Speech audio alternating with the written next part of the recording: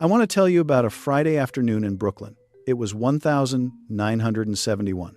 I was 13 years old, and the snow was starting to fall on Eastern Parkway, in fat, slow flakes, the kind that make a city feel like it's holding its breath. I had walked from school to my Bubbe Leah's apartment the way I did every Friday, because my mother was working late at the dress shop, and my bub was the one who got me ready for Shabbat. Bubbe, that's the Yiddish word for grandmother, dear neighbor. And if you say it softly, the way only that word allows. When I walked into her kitchen that day, the smell was already there. Fresh challah cooling on a wire rack, chicken soup on the stove, the small sweetness of the apricot strudel she made every week without fail. The radiator was clanking the way Brooklyn radiators do. And on the windowsill above the sink, the same place it had been my whole life, was a small blue tin can with a slot in the top. That little blue tin, my friend, that is what I want to talk to you about tonight. Because there is a habit, a quiet habit, that I learned from Bubbe Leah and from Rivka's mother, and from every Jewish grandmother I have ever known in my 68 years on this earth. And almost no one talks about it. The financial books do not mention it. The people on television do not mention it. And yet, I will tell you something, almost every Jewish family I know that built a stable life in this country, generation after generation, did this one quiet thing. And the people who came here after the war with nothing but a coat and a name, they did this one quiet thing too. It was not a system. It was not a strategy. It was something much smaller and much stranger. And here is what is strangest of all, dear neighbor. The habit looks, at first, like the opposite of what every modern book on money will tell you to do. It looks foolish. It looks backwards. It looks like something only an old woman in an old kitchen would do. And yet, somehow, those old women in those old kitchens raised families that kept standing. If a friend of yours has been worrying about money this week, really worrying, not the comfortable kind, and you would not mind sending them a small gift of attention, leave a shalom in the comments below. Just that one word, I will see it. And I want you to be here for what comes next, because the rest of this is not theory. It is what my Bubbe did every single Friday in a Brooklyn kitchen until the day she died. Now, let me tell you a little story. When I was 13, on that Friday in 1971, I sat at my Bubbe's kitchen table while she did what she always did. She wiped her hands on her apron, she walked to the windowsill, she picked up the small blue tin, and she carried it back to the table, and she sat down across from me. Arele. She said that was what she called me. Arele. A little version of my name in Yiddish. Arele. Before we light the candles, we put in the pushke. The pushke, my friend, that is the Yiddish word for a small charity box. The word actually comes from Polish, from a word that means a little can or container. And every Jewish home I knew growing up had one. On a windowsill, above a sink, by the front door. Somewhere a family member would pass it many times a day. And inside that little can went a coin, or 2 coins, or sometimes a folded dollar bill money set aside to give to someone who needed it more than you did.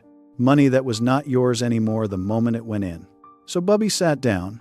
She opened her change purse, a small leather one she had carried since 1948, with a little brass clasp that didn't quite close right.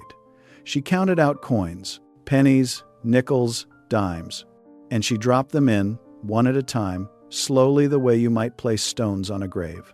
When she was finished, she looked up at me and she said, "Now we can light." I want you to understand something, my friend. We were not rich. My grandparents had come to America after the war with nothing. My grandfather worked in a tailor shop in the garment district, 6 days a week, and he did not earn what most people earn today. They paid rent in a walk-up apartment with a bathtub in the kitchen. The week before that Friday in 1971, my Bubbe had been worried about the gas bill. I had heard her on the phone with my mother. She was not casual about money. She knew what every coin was for. And yet, every single Friday, before she lit the candles, she emptied a portion of her change into that small blue tin. I asked her that day the question a 13-year-old asks. I said, "Bubbe, why do you give it away? You're worried about the gas bill." She looked at me for a long moment. The kettle was hissing. The challah was cooling. Outside, the snow was still falling. And she said something that I am going to repeat to you exactly the way she said it because it took me about 30 years to understand what she meant. She said, "Arale, we don't give it because we have extra. We give it because we want to remember that we have enough." I'm going to say that one more time, dear neighbor, because I missed it the first time, and I would like you to catch it. We don't give it because we have extra. We give it because we want to remember that we have enough. That little blue tin on the windowsill, it was not a charity box, my friend. Not really. It was a kind of declaration. Every Friday, before the candles, before the prayers, before the meal, my bub was telling herself and telling heaven and telling the whole heavy worrying world, I have enough. I have enough today. I have enough this week. And out of that enough, I can give. The gas bill came. They paid it. They always paid it. And the next Friday, the pushke went on the table again. And the Friday after that. And the Friday after that, until she died in 1979 on a Tuesday in March, in the same apartment where she had lit candles every Friday for 43 years. And here is where the Torah opens its door for us, my friend. Because what my bub was doing on that Friday in 1971, it was not her invention. And it was not just a sweet folk custom from the old country. It was rooted very deeply in a teaching from a book called The Ethics of the Fathers, in Hebrew, Pirkei Avot, which is part of the foundation of all later Jewish law. If you ever look it up, dear neighbor, it is chapter 4, verse 1. And in that chapter, a teacher named Ben Zoma asks 4 short questions. They are the kind of questions that have followed Jewish people around for 2,000 years, like a soft voice in the back of the head. He asks, who is wise? Who is mighty? Who is rich? Who is honored? And his answer to the third question, who is rich, is the one I want to share with you tonight. Ben Zoma says, who is rich? The one who rejoices in his portion. Now I want you to notice something with me. Ben Zoma did not say, who is rich? The one with the most money. He did not say, who is rich? The one with the biggest house, or the safest savings, or the most successful children. He could have said any of those things. He had 2,000 years of human comparison to draw on. He chose, instead, to say, the one who is happy with his portion. And the Hebrew word for portion, chelko, it does not mean what you wish you had. It does not mean what your neighbor has. It means what is in your hand right now. Your lot, your share. The thing that was given to you. The verse Ben Zoma cites, because in Jewish tradition, you almost always cite a verse, is from the Psalms. Psalm 128, verse 2. It says, you shall eat the fruit of the labor of your hands. You shall be happy, and it shall be well with you, the labor of your hands, my friend.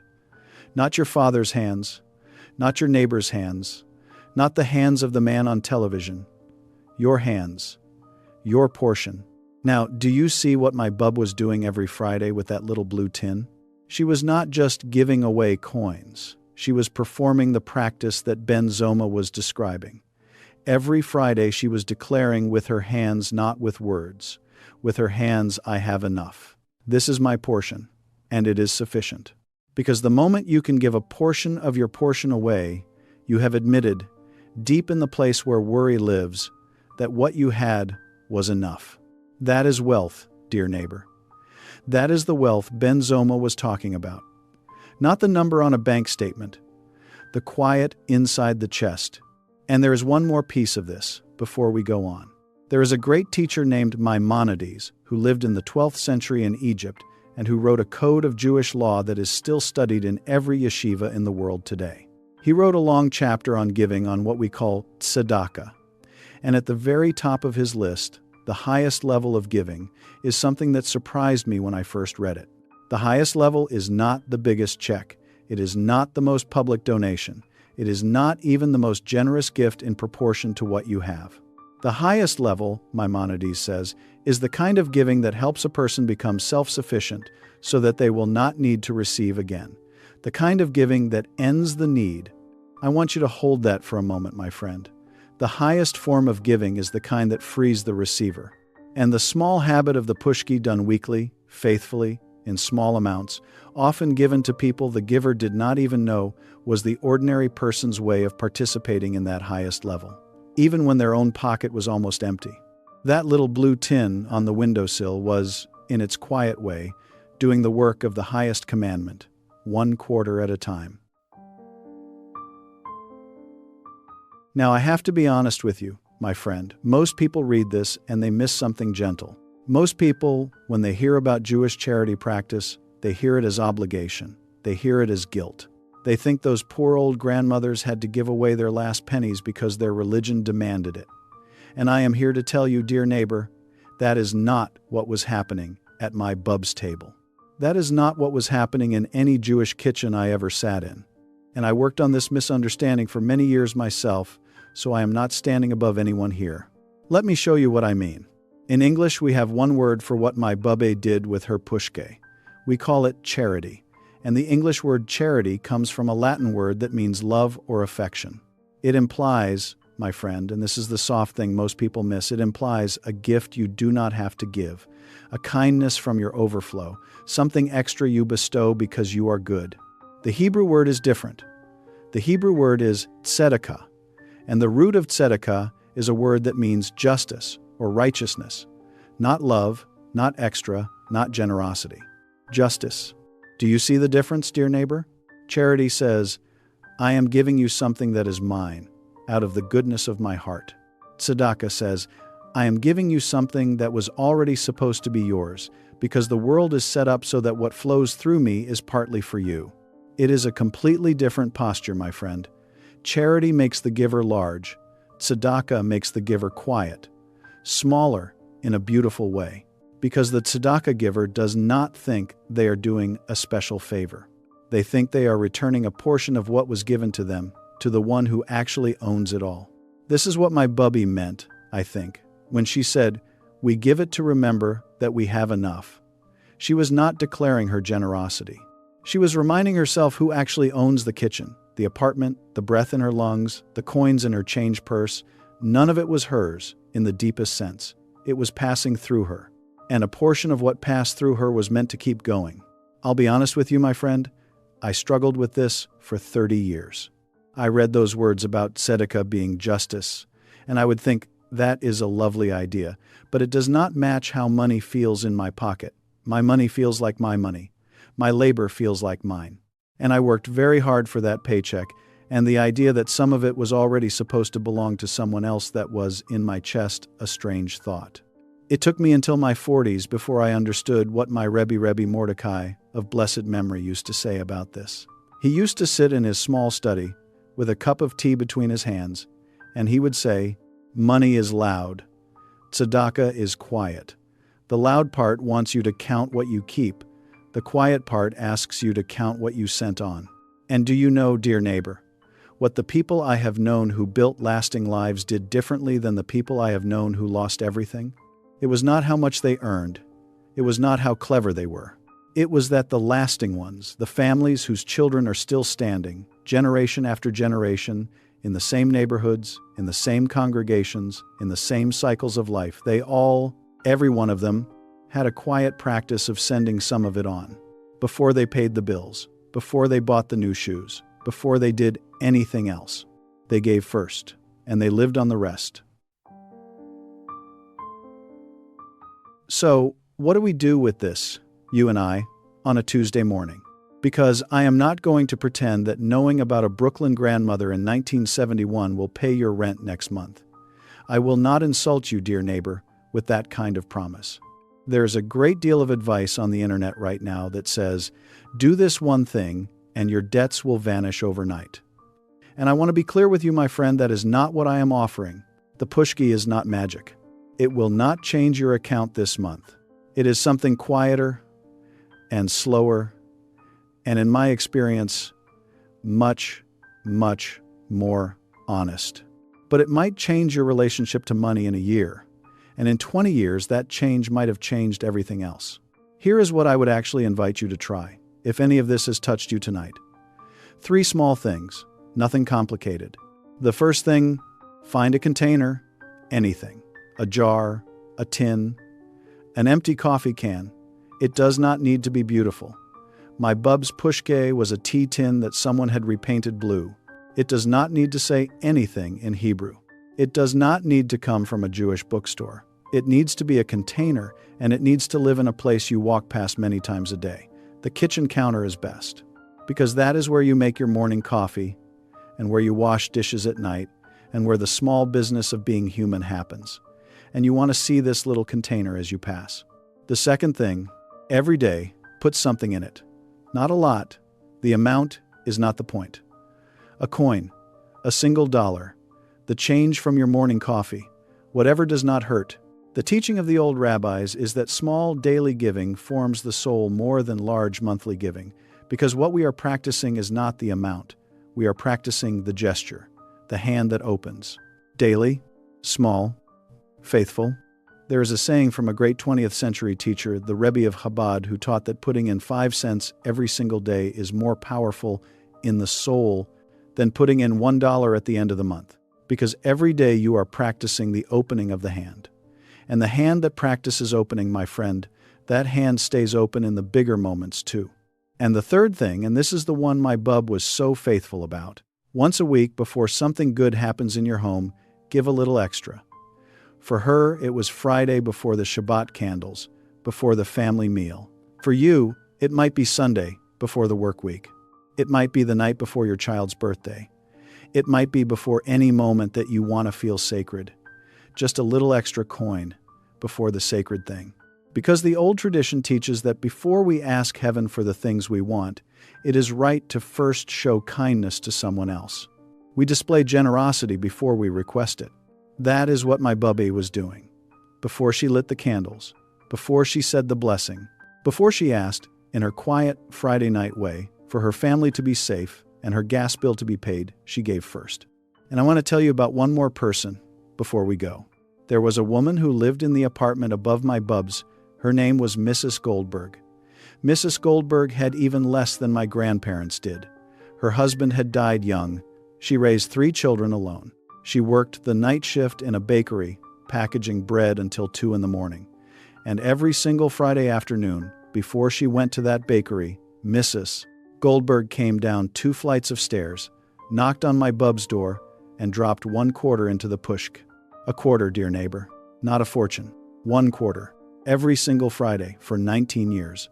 When Mrs. Goldberg died in 1985, her 3 children, all grown by then, all settled, none of them wealthy, but all of them solid, sat in our living room, and they cried. And one of them said something I have never forgotten. He said, "Our mother always told us the quarters were what kept her standing." The quarters, not the income, not the bakery wages, the quarters she gave away first. Before you go, my friend, let me share one last thing. My Bubbe died on a Tuesday afternoon in March of 1979. I was 21 years old. I drove from college to her apartment, and the kettle on the stove was still warm because she had made tea before she sat down in her chair for the last time. I sat in her kitchen for a long time that day, maybe 2 hours. The radiator was clanking the same way it had clanked when I was 13. The challah cloth was folded neatly on the counter, and on the windowsill above the sink, in the same place it had always been, was the small blue tin pushke. I looked at it for a long time, and then I picked it up, and I shook it, and from inside I heard the sound of 3 coins. Not a fortune, not a savings, just 3 small coins that she had not yet had time to give away because she had not made it to Friday. I took those 3 coins, dear neighbor, and I have carried them with me in different wallets and different pockets for 47 years. They are in a small leather pouch in my desk drawer right now, in this study where I am sitting with you. And every Friday, before Rivka lights the candles, I drop those same 3 coins into our pushke. And then I drop a few more in. And then I drop 1 more in for Mrs. Goldberg. And for 44 years of marriage, Rivka and I, we have not been wealthy, my friend. Not in the way the world counts. We have raised 5 children. We have lived in the same Brooklyn apartment since 1983. We have driven the same kind of small, sensible cars. But every single week, our pushke fills up. And every few months, when it is full, we sit at the kitchen table together and we choose where it should go. A neighbor who lost a job, a young couple expecting a baby, a widow we both know, the synagogue's fund for families who cannot afford the high holiday seats, And every time we empty it, dear neighbor, and I am being very honest with you here, we feel a little richer than the week before. Not in the bank, in the chest. The quiet place behind the breastbone. That is the wealth Ben Zoma was talking about. That is what my Bubbe was teaching me with her 3 coins on a Friday in 1971 while the snow fell on Eastern Parkway. If a friend of yours has been worrying about money, really worrying, and you would not mind sending this video their way, I would be grateful. Not for me, for them. Because I think the gift of being told you have enough is one of the gentlest gifts a person can receive. May your container fill slowly and empty often. May the labor of your hands feed your family. May you remember every Friday that you have enough. And may you walk in shalom, dear neighbor.